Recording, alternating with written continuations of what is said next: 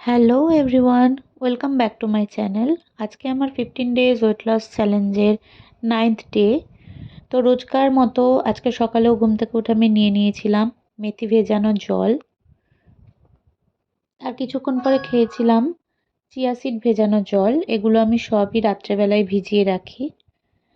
তার কিছুক্ষণ পর নিয়েছিলাম 1 কাপ ব্ল্যাক কফি, তার সাথে ভেজানো আমন্ড আর ওয়ালনাটস।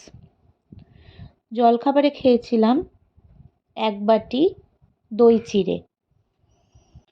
মিড মর্নিং স্ন্যাক্সে নিয়েছিলাম একটা গোটা কমলা লেবু। লাঞ্চে ছিল আজকে ভাত, বেগুন দিয়ে কাতলা মাছের ঝোল, বাঁধাকপির তরকারি আর স্যালাড। সন্ধেবেলায় খেয়েছিলাম সেদ্ধ ছোলা, রোস্টেড বাদাম, পেঁয়াজ, কাঁচা লঙ্কা দিয়ে একটা মাখা। রাতে খেয়েছিলাম বেগুন পোড়া আর অনেকটা লাউ দিয়ে মুসুরির ডাল। সব শেষে প্রত্যেক দিনকার মতো রাত্রে খেয়েছিলাম জিরে ফোটানো জল। এটা মোটামুটি 1 ঘন্টা আমি ভিজিয়ে রাখার পর তারপর ফুটাই আর উষ্ণ উষ্ণ খাই। আজকের মতো এটুকুই, টাটা।